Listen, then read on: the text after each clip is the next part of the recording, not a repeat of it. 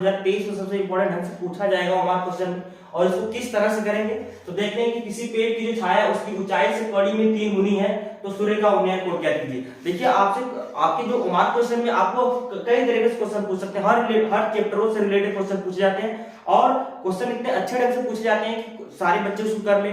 और कभी कभी क्या होता है कि उसमें क्वेश्चन में कोई क्वेश्चन हार्ड आ जाता है तो उसके लिए आपको कॉन्सेप्ट जरूर होना चाहिए। तो हाइट एंड डिस्टेंस का अगर आपको फिगर डायग्राम अच्छे से बनाना आ रहा है, उसको बनाना अच्छे से जानते हैं, तो किसी भी मार्क क्वेश्चन का जो हल है और उसको सोल्यूशन आप अच्छे से निकाल सकते हैं किसी परिस्थिति में आप हो। तो देखिए, तो किसी पेड़ की छाया जो है, किसी पेड़ की जो छाया, मान लेते हैं कोई पेड़ है, यहाँ पे ये कोई पेड़ है, मान लीजिए कि यहाँ पे आपका कोई पेड़ है, ये आपका पेड़ है, मान लीजिए कोई पेड़ है, इस तरह से कोई पेड़ है। तो जो पेड़ है या पेड़ मान लेते हैं कोई पेड़ है, इसकी जो छाया है या इसकी छाया, तो बोल रहा है कि जो पेड़ की छाया है, बोल रहा है पेड़ की छाया उसकी ऊंचाई से कड़ी में 3 गुनी है। जो इसकी ऊंचाई है, ऊंचाई या ऊंचाई इसी की क्या है, इसी की क्या है, कड़ी में 3 गुनी, कड़ी में 3 गुनी।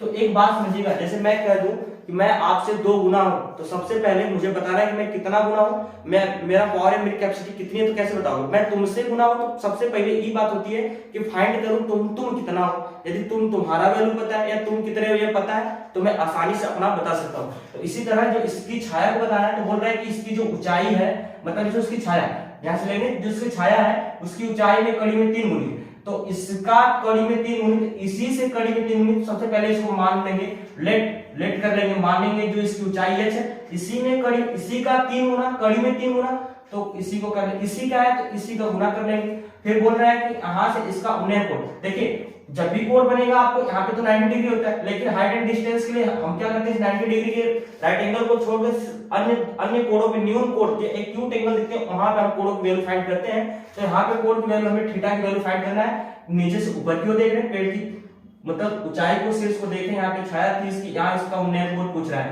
तो उन्नयन कोण बताने के लिए क्या होता है कि यहाँ पे हम दो साइड जो साइड लेते हैं उन्हीं साइड रिलेशन को हमें बताना होता है अच्छे से। तो हमें रिलेशन क्या ले रहे हैं, यहाँ पे लंब होगा या कर्ण होगा। आप इस बात को याद रखिएगा कि इस कोण को छोड़कर शेष जो कोण बचेंगे यह और यह, इसके लिए 2 ही चीजें होती हैं। इसके लिए क्या होता है, सबसे बड़ी भुजा कर्ण आधार, इस कोण के लिए यह कर्ण या आधार या लंब बनेगा।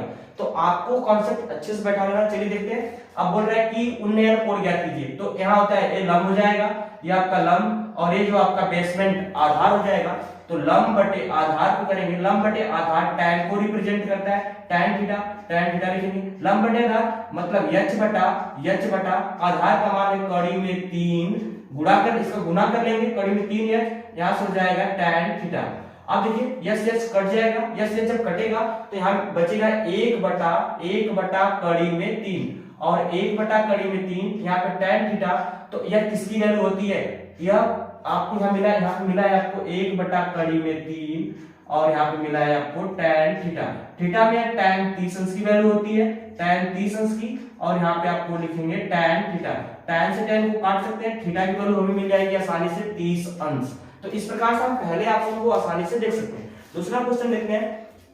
मैदान में खड़ी एक कार का 75 मीटर ऊंची मीनार से और मैदान में खड़ी कोई कार है, मान लीजिए कार खड़ी है यहाँ पे, मैदान में खड़ी एक कार है, मान लीजिए कार एक है, ठीक। कार का 75 मीटर की, मैदान में खड़ी एक कार का 75 मीटर की ऊंचाई से, ये कार है मान लीजिए, ये आपका क्या है, कार है, ठीक, यह आपका कार है। मैदान में खड़ी 75 मीटर ऊंचाई की एक मीनार, 75 मीटर ऊंची मीनार से, 75 मीटर जो आपकी जो क्या है, यह आपकी मीनार है, मीनार की ऊंचाई है, यह ऊंचाई है। अब यहां से बोला जा रहा है कि यहां से अवनमन को देखिए, डिप्रेशन एंगल मतलब हम ऊपर से नीचे की ओर कार को, मीनार के ऊपर से इस कार को देख रहे हैं। तो जब यहां से हम कितने अवनमन कोण पे देख रहे हैं, 30 अंश के अवनमन कोण पे देखेंगे, तो यहां से इसको 30 अंश के कोण पे देख रहे हैं, मिला लीजिए इसको इससे मिला लेते हैं। 30 अंश का अवनमन कोण पे देख रहे हैं, तो जब 30 अंश, तो यह क्या साइड इसके पैरेलल होगी, क्षैतिज रेखा में दोनों साइडें पैरेलल मानी जाती है। यह 30 अंश, तो यहां से हो जाएगा यह 30 अंश।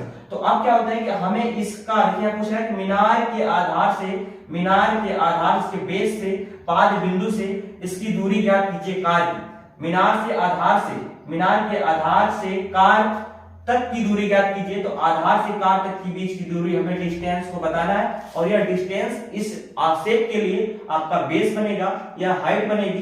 तो बेस और हाइट लेके इस टैन थीटा को लेते हैं, यहाँ पे हम करेंगे क्या, यहाँ करेंगे 75 बटा, मतलब क्या होता है कि भाई हम यही करते हैं ना, लंब बटे आधार। तो लंब बटे क्या होता है, लंब के रूप में हमारा 75 है। आधार का मान हम मान लेते हैं डी ही है, जैसे हमें दूरी बताना है डी, और लंब बटे आधार रिलेशन किसको रिप्रेजेंट करता है, tan 30 अंश, tan 30 अंश, tan 30 अंश। अब यहाँ से क्या होता है कि tan 30 अंश की वैल्यू हम रखेंगे, tan 30 अंश की वैल्यू रखेंगे तो 1 बटा कड़ी में 3, अभी हम जस्ट ऊपर वाले क्वेश्चन में आपको बता दिए। अब यहाँ से होता है 75 बटे डी, 75 बटे, अब क्या होगा कि इसमें इसका गुणा क्रॉस मल्टीपल वजन में गुणा करेंगे, इसका इसमें, इसका इसमें, चलिए 3 गुणा करिए, यहाँ से हो जाएगा 75 कड़ी, इसका इसमें गुणा होगा 75 कड़ी में 3, और यहाँ से होगा डी एकम डी।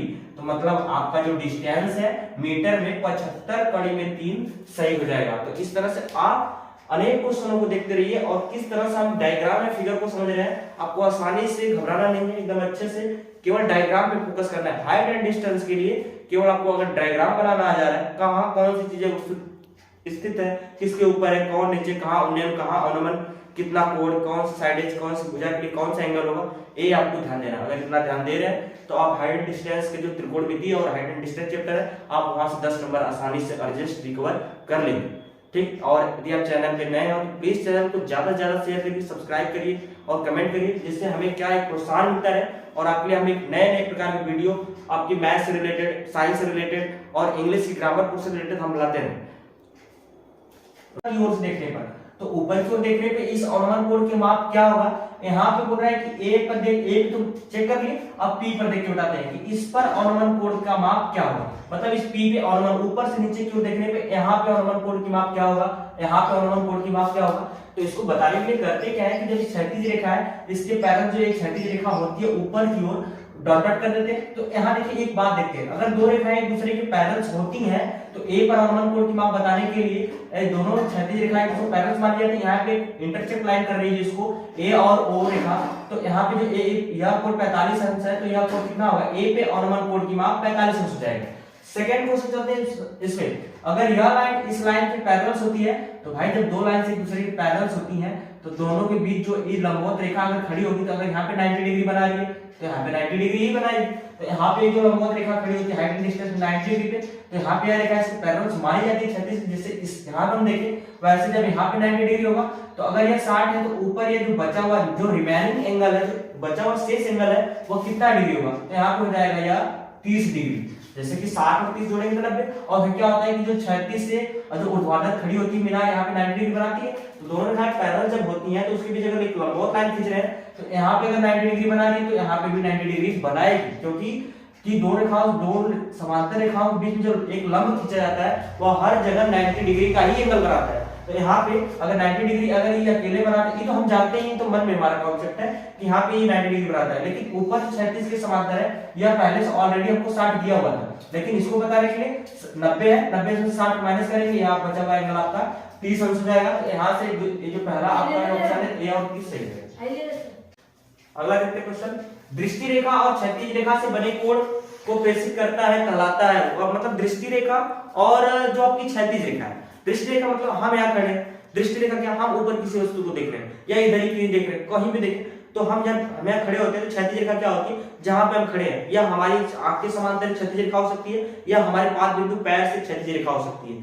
तो ऊपर से हम इस ऊपर की ओर देखते हैं, जो ये रेखा होती है इसको हम दृष्टि रेखा कहते हैं। तो मान लीजिए कि हम इस पॉइंट पे खड़े हैं, तो इस पॉइंट पे खड़े होकर जब हम ऊपर की ओर किसी को देखते हैं तो यह हमारा क्या होता है, दृष्टि रेखा होती है। क्या होती है, दृष्टि रेखा, उसको हम कहते हैं दृष्टि रेखा। अब दृष्टि रेखा क्या और क्षैतिज रेखा, क्षैतिज रेखा मतलब धरातल में बिछी हुई लाइन को हम क्या कहते हैं, जो आधार के समांतर बिछी होती है उसको क्षैतिज रेखा कहते हैं। तो बोल रहा है इनसे बने कोण को हम क्या कहते हैं भाई, अगर हम यहाँ खड़े किसी ऊपर की वस्तु को दृष्टि रेखा से देख रहे हैं तो वहां पे तो एक ही कोण बनता है ना, उन्नयन कोण। तो और यहाँ पे आपको कोई भी मीनार या वृक्ष या कोई भी चीजें मिलती रहती है, तो हमें बस तो एक बात पूछ रहा है कि दृष्टि रेखा मतलब देखने वाली रेखा या यहाँ से हम किसी वस्तु को देख रहे हैं या, और क्षैतिज रेखा, इससे बने कोण को हम क्या कहते हैं, तो भाई एक ही है, उससे बने हुए कोण को हम जब किसी नीचे से वस्तु ऊपर की ओर देखता है तो उसके लिए एक ही कोण होता है, उन्नयन कोण। उन्नयन कोण आपका समझ जाएगा सही, पहला आंसर आपका जो है ऑप्शन ये पूर्ण रूप से सही हो जाएगा। तो इस तरह से इस उमार दोनों क्वेश्चनों को आसानी से हम देख सकते हैं, समझ सकते हैं। और आप बाद में बोला जा रहा है कि आपको diagram, must important thing is diagram, आपको डायग्राम आपको देखना है किस तरह से बनते हैं ना, डायग्राम इधर चलो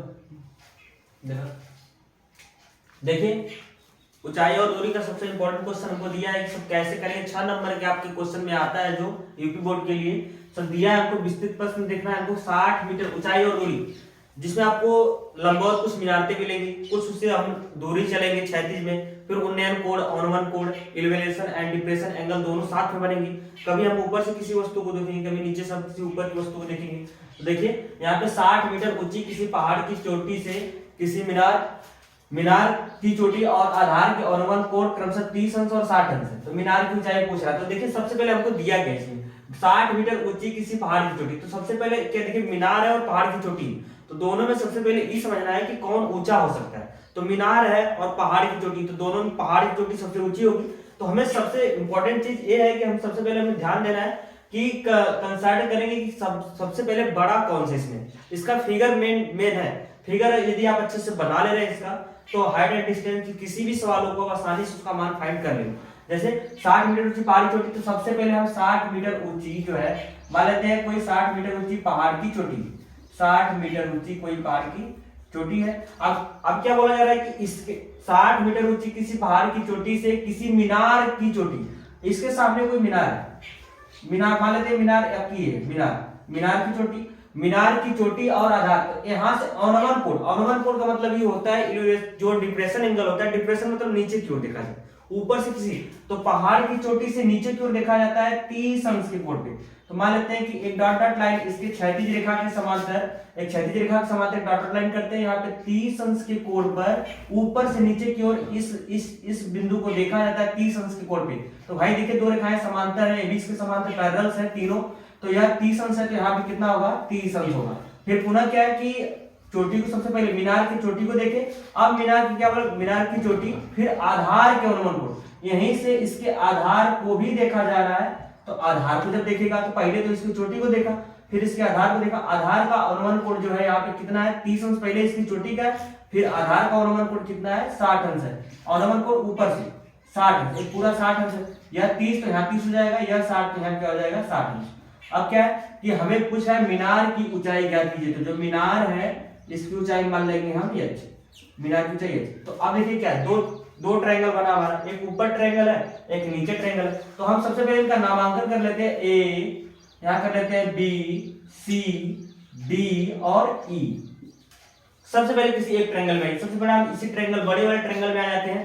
त्रिभुज ए सी डी, त्रिभुज ए सी डी में, ए सी डी में आएंगे।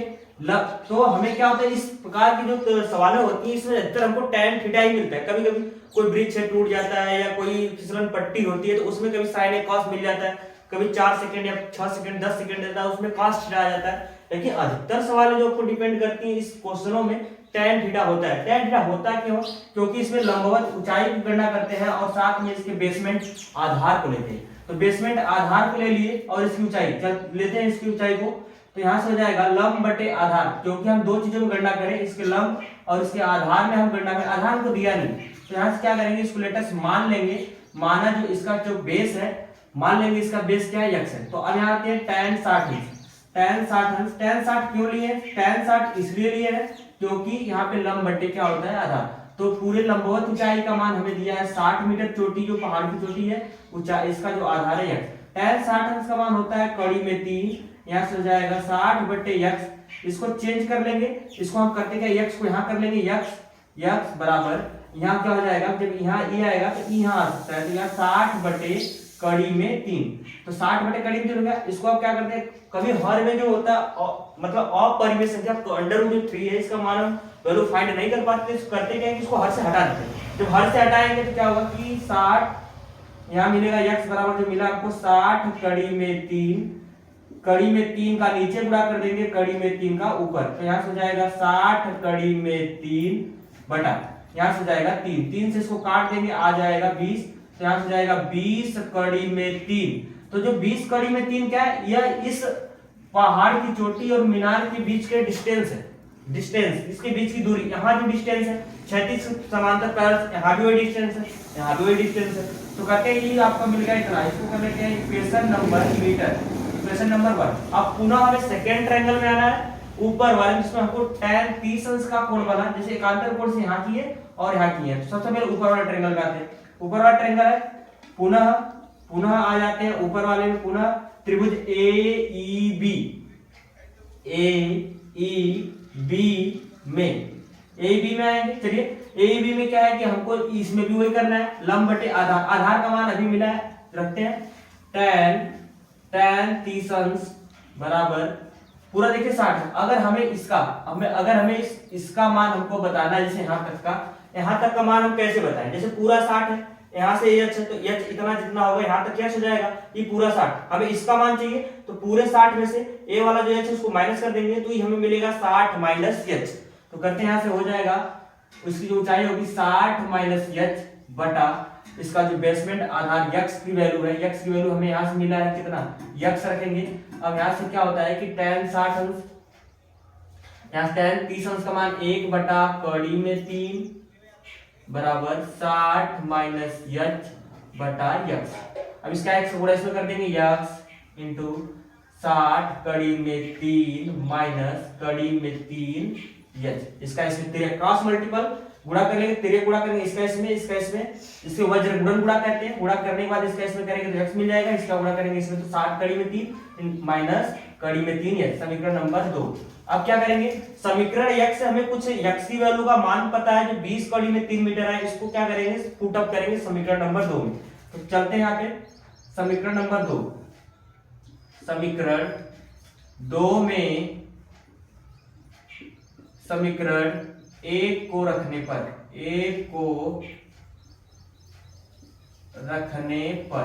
चलिए रखते हैं, क्या है, अब यहां से हमें मिला x 60 कड़ी में 3 माइनस कड़ी में 3 h। अब यहां से x की वैल्यू रखेंगे 20 कड़ी में 3, x की वैल्यू क्या है यहाँ पे 20 कड़ी में 3, इधर से e आएगा, इधर 20 कड़ी में 3, अभी मत लाइए इसको, इसे रख दीजिए 60 कड़ी में 3 माइनस कड़ी में 3 h। अब क्या है कि h की वैल्यू फाइंड करना है, h को इधर लाइए, इसको उधर कर दीजिए, यहाँ से हो जाएगा कड़ी में 3h, यहाँ हो जाएगा 60 कड़ी में 3 माइनस 20 कड़ी में 3। यहाँ से करेंगे क्या कि 20 और कड़ी में 3 दोनों दिखाई दे रहा है, इसको कॉमन कर लेंगे, 20 कड़ी में 3 कॉमन करेंगे, 20 3 यहाँ बचेगा 3, कड़ी 3 कट जाएगा, यहाँ कुछ नहीं बचेगा माइनस 20 कड़ी में पूरी तरह से कॉमन है। यहाँ से मिलेगा हमको 20 कड़ी में 3 गुणे 2 और यहाँ पे मिलेगा कड़ी में 3 गुणे h। अब हमको इतना मिला, अब इसको हम यहाँ करेंगे, देखिए कड़ी में 3h, कड़ी में 3h हमको मिला यहाँ पे बराबर 20 कड़ी में 3, तो यहाँ 20 दूना 40, 40 कड़ी में 3, 40 कड़ी में 3।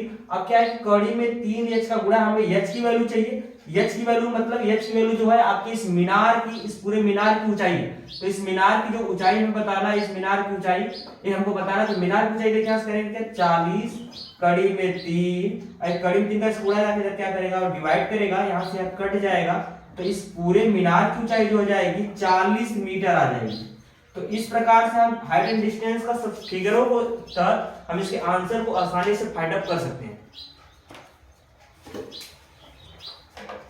यह मान लेते हैं कोई इमारत है, मान लीजिए माना है कोई इमारत है, तो किसी इमारत के प्रकाश स्रोत का उन्नयन कोण, इस पे क्या है कि प्रकाश स्रोत लगा है, क्या है प्रकाश स्रोत लगा है, प्रकाश, तो एक नाव से नदी के किनारे किसी इमारत के प्रकाश स्रोत का उन्नयन कोण इल्यूमिनेशन मतलब ऊपर से नीचे की ओर देखते हैं, डिप्रेशन होगा तो ऊपर से नीचे देखेंगे और उन्नयन होगा, इल्यूमिनेशन होगा तो नीचे से ऊपर। तो उन्नयन कोण यहाँ से दिया है हमको 30 अंश, उन्नयन कोण दिया है कितना अंश, 30 अंश हमको दिया है, 30 अंश देखा गया, मतलब यहाँ से इसको इमारत की प्रकाश स्रोत नदी के किनारे इमारत के प्रकाश स्रोत को 30 अंश के उन्नयन कोण पर देखा गया। आगे चलते हैं, 4 मिनट पश्चात, देखिए टाइम पे जब भी क्वेश्चन आता है हाइट एंड डिस्टेंस का, तो जब जितना भी टाइम होता है 6 सेकंड तो आंसर 3 सेकंड, 4 मिनट तो 2 मिनट, 10 मिनट तो 5 मिनट, मतलब जो भी टाइम पीरियड होता है उसका हाफ ही आंसर होता है, उसका आधा आंसर आता है। लेकिन आप एक सवाल देखेंगे, आपके इस एक्सरसाइज में 4-5 सवाल है, एग्जांपल में 2-3 है, एक्सरसाइज में भी 1-2 है, मतलब 4-5 टाइप की सवाल है, उसमें से एक सवाल आपको देखना है, 4-5 सवाल आपको क्लियर हो जाएंगे। और जब भी आपको पूछा जाएगा 6 नंबर का सबसे इंपॉर्टेंट क्वेश्चन है। आगे चलते हैं, 4 मिनट पश्चात उसी नाव से प्रकाश स्रोत का उन्नयन कोण, 4 मिनट पश्चात मतलब 4 मिनट पश्चात, 4 मिनट मान लेते हैं, यहाँ से यहाँ तक उसको 4 मिनट लग गया, 4 मिनट पश्चात, 4 मिनट पश्चात देखिए 4 मिनट क्या है, 4 मिनट पश्चात तो प्रकाश स्रोत का उन्नयन कोण 60 अंश हो गया, 4 मिनट पश्चात। अब जो इसका इमारत का जो उन्नयन कोण मान लीजिए, इमारत तब थोड़ा सही से बना देते हैं, इमारत मान लीजिए आपका इमारत है, यह पूर्ण रूप से इमारत है, 4 मिनट पश्चात जो उसका उन्नयन कोण देखा गया कितना हो गया, 4 मिनट पश्चात जो उसका उन्नयन कोण है 60 अंश हो गया। 4 मिनट पश्चात 60 अंश हुआ, पहले 30 अंश था उन्नयन कोण, फिर 4 मिनट जब पश्चात नाव आगे और चली तो इसका उन्नयन कोण 60 अंश हो गया। अब बोल रहा है कि इसको इस 60 अंश जब हो गया तो इसको इसके किनारा तक पहुंचने में, जब यहाँ तक 4 मिनट लग रहा है तो इसको किनारे तक पहुंचने में इसको कितना टाइम लगेगा ये हमसे पूछ रहा है। तो सबसे नामांकन करते हैं, ए यहां से कर देते हैं, इसको बी कर दीजिए, इसको सी कर दीजिए, इसको डी कर दीजिए। आइए सबसे पहले ट्रायंगल आते हैं।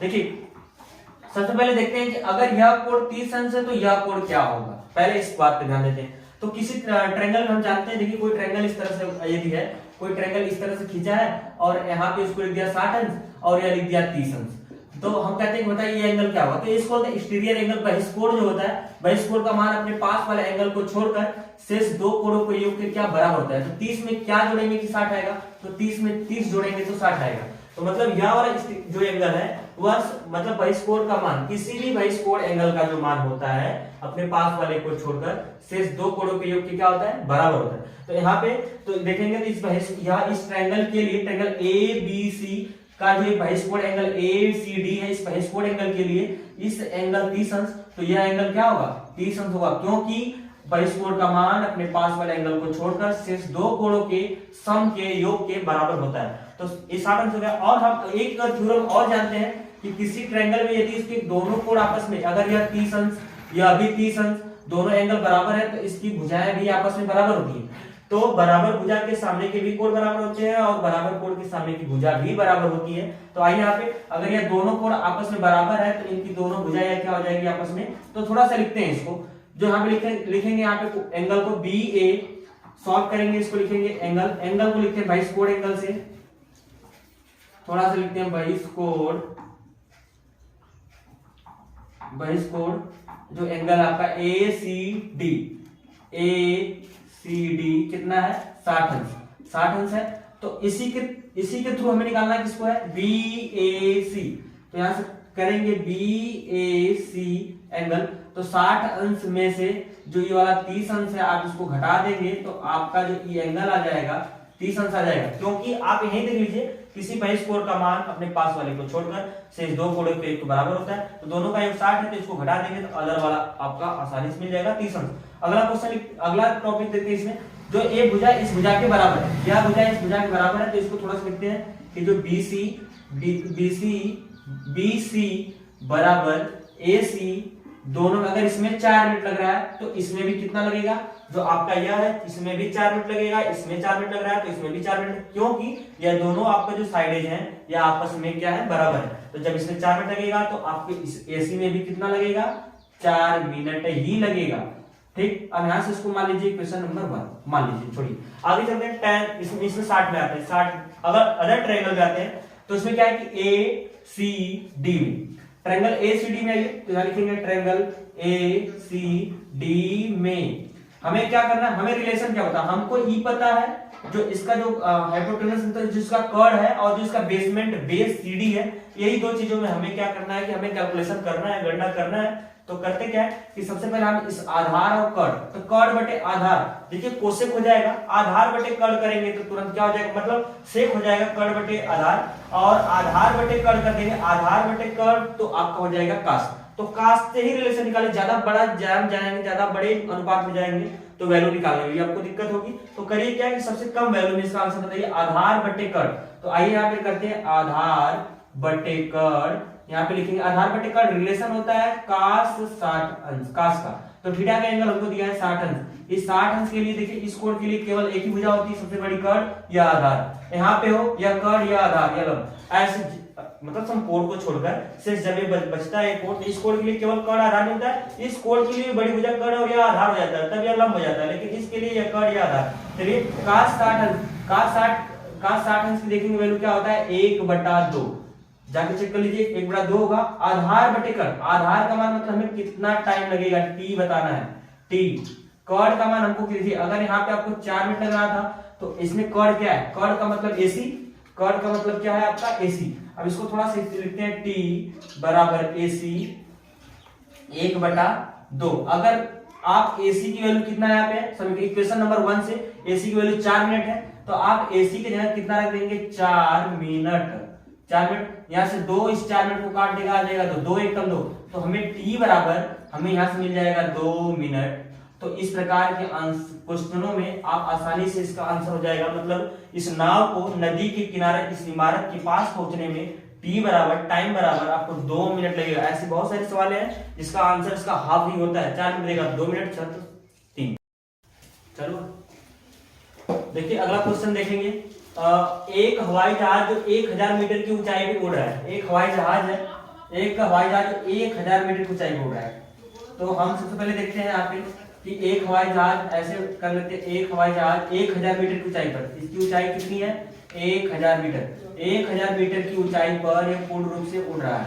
फिर आगे दिया है कि पर स्थित मनुष्य उत्तर की ओर, एक मतलब 1000 की ऊंचाई पर स्थित मनुष्य जो है उत्तर की ओर एक शत्रु की पनडुब्बी को 30 अंश के अवनमन कोण पर देखता है। मतलब 1000 की ऊंचाई पर स्थित हवाई जहाज में एक मनुष्य है जो उत्तर की ओर एक शत्रु की पनडुब्बी है, मान लेते पनडुब्बी है जो इसको अवनमन कोण कितने अवनमन कोण दिखता है, इसको देखता है यहाँ पे 30 अंश के अवनमन कोण पे देखता है, पनडुब्बी को 30 अंश के अवनमन कोण। अवनमन कोण का मतलब ऊपर से नीचे की ओर 30 अंश के अवनमन कोण पे देखता है। तो एकांतर कोण से जब रेखा इसके पैरेलल होगी, समांतर होगी, तो यहाँ 30 अंश, तो यहाँ पे हो जाएगा आपका 30 अंश। फिर आगे क्या है, कोण पर दिखता है दक्षिण की ओर। अब यहाँ देखिए दक्षिण की ओर युद्धपोत, कोई युद्धपोत है उसको देखता है, युद्धपोत को 45 अंश के कोण पे देखता है, 45 अंश के कोण पर। तो 45 अंश के कोण क्या है, यहाँ पे अवनमन कोण है, तो यहाँ 45 अंश का कोण बनेगा जब, तो एकांतर कोण से यहाँ भी आपका कितना बनेगा 45 अंश का कोण। अब इसको इससे मिला लेंगे।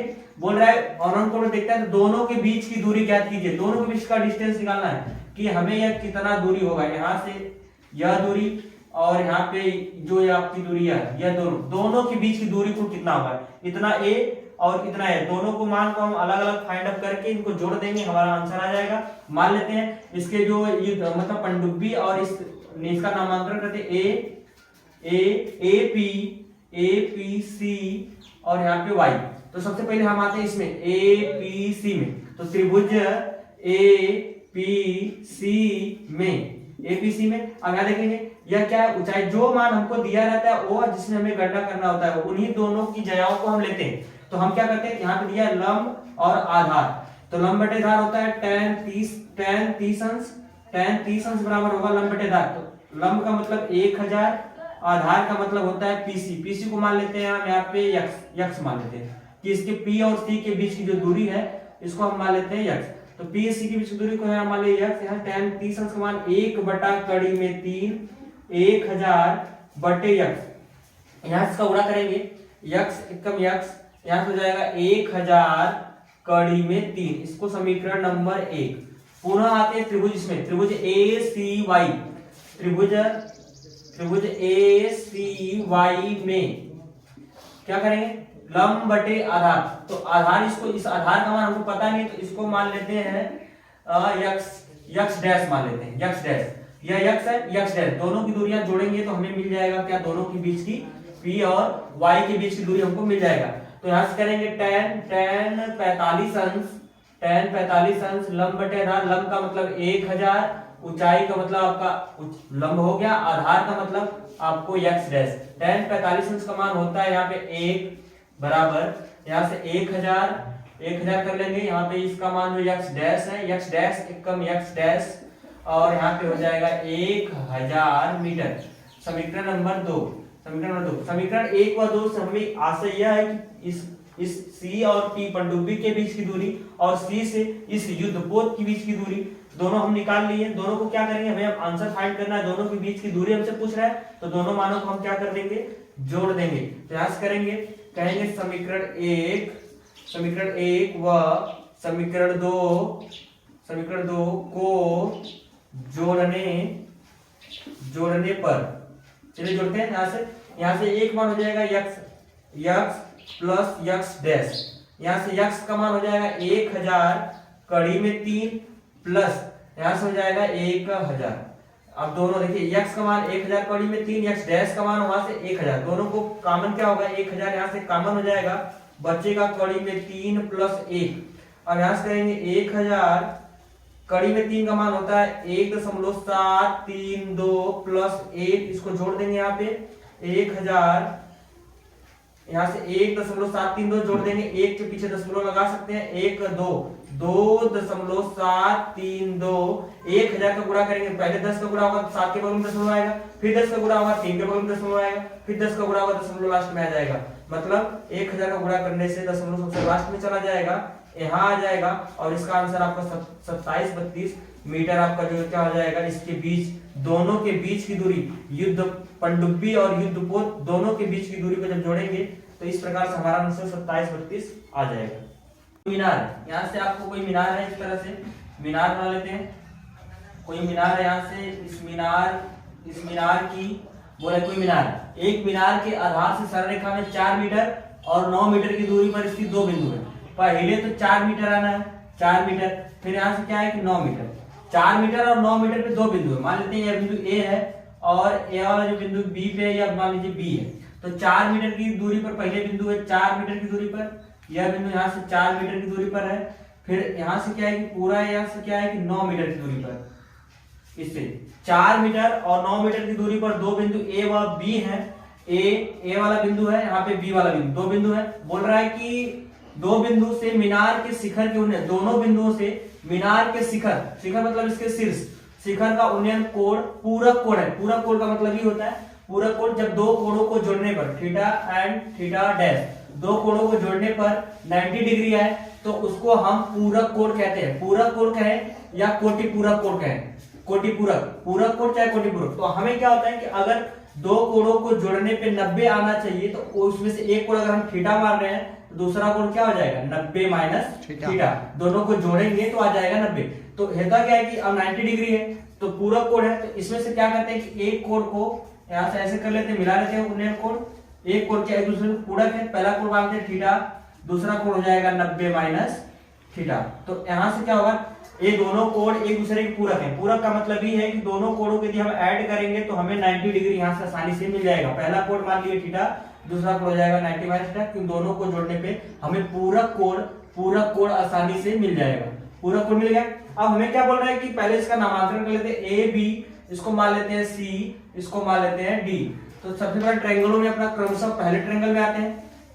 पहले ट्रायंगल में त्रिभुज ए, त्रिभुज में आते हैं त्रिभुज D B C.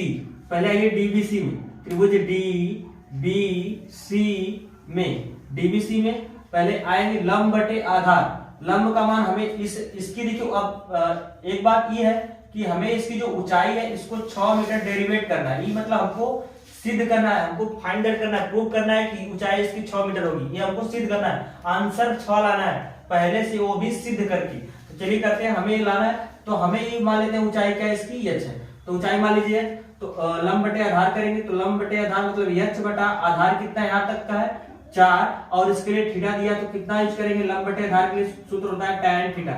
Equation number 1। पुनः त्रिभुज आ जाएंगे, पुनः त्रिभुज DAC में, DAC में, अब DAC में आएंगे तो क्या हो जाएगा, क्योंकि यहाँ पे करेंगे हम tan 90 माइनस थीटा। अब क्या tan 90 थीटा क्यों रखें, क्योंकि यह लंब बटे पूरा आधार 9, पूरा आधार इतना नहीं, इस त्रिभुज बड़े के लिए DAC के लिए पूरी दूरी यहाँ से यहाँ तक 9 है। तो हम करेंगे क्या कि पूरी दूरी जो आधार की है 9 रखेंगे, और जो लंबवत मान है h बराबर, हम h को h ही रखेंगे। अब यहाँ देखिए हमें एक फार्मूला बन गया है। फार्मूला क्या होता है कि अगर हमें कहीं भी लिखता है साइन 90 माइनस थीटा, तो बन जाता है हमारा cos थीटा बन जाता है, ठीक। तो कहीं भी अगर cos थीटा बन जाता है, अब यही लिखता है कि आपको tan लिख दे, यहाँ लिख दे tan 90 माइनस थीटा, तो अल्टरनेट बन जाएगा cot थीटा। तो यहाँ पे अगर यदि cot लिख दे, cot 90 माइनस थीटा, तो तुरंत बन जाएगा tan थीटा। तो हम इसको tan 90 माइनस थीटा को cot थीटा में चेंज कर सकते हैं, और cot 90 माइनस थीटा को tan थीटा में चेंज कर सकते हैं। तो ये क्या है कि आपके पहला जो त्रिकोणमिति का परिचय था उसमें हमने इसको आसानी से पढ़ लिया। तो यहाँ क्या है कि tan 90 माइनस थीटा है, तो tan 90 थीटा किस में बदल जाएगा, आपका cot थीटा में बदल जाएगा। यहाँ से tan 90 माइनस थीटा का फार्मूला बन जाएगा, ये पूरा यहाँ से फार्मूला बनेगा।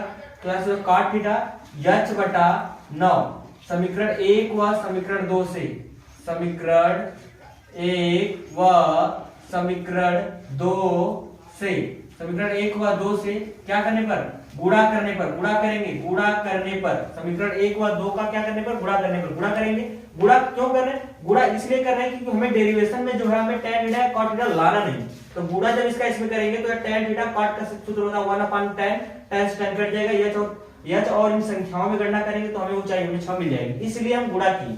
तो चलिए करते हैं, गुणा करने पर क्या हो जाएगा, tan थीटा गुणे cot theta, left hand side का लेफ्ट हैंड साइड गुणा करेंगे, राइट का करेंगे राइट में, h बटा 4 गुणे h बटा, देखिए यहां से करेंगे। अब यहां से क्या होगा, tan थीटा cot थीटा दोनों को आपस में गुणा करना है, गुणा करेंगे। देखिए अब यहां से क्या होगा कि tan थीटा लिखेंगे, tan थीटा इनटू यहां से cot थीटा, मतलब लेफ्ट हैंड साइड का लेफ्ट हैंड साइड में गुणा करेंगे, राइट का राइट में करेंगे, राइट का मतलब h/4 इनटू h/9, यहां से h क्या करेंगे तो h² 36 हो जाएगा, 36। अब tan थीटा क्या है कि tan थीटा और cot थीटा को तो लिखेंगे 1/tan थीटा, यहां से कट जाएगा, हमें मिलेगा h² 36, तो यहां से हो जाएगा 36 एकम, यहाँ पूरा एक मिलेगा, 36 एकम 36 h², अब यहाँ से स्क्वायर हटेगा तो हमें h का मान आ जाएगा 6। तो इस प्रकार स्क्वायर हटेगा, अंडर रूट में आएगा, अंडर रूट हम 6 गुणे 6, आपका जो हाइट प्रूफ करना है h बराबर 6, इस प्रकार से इस क्वेश्चन को हम डेरिवेट कर सकते हैं।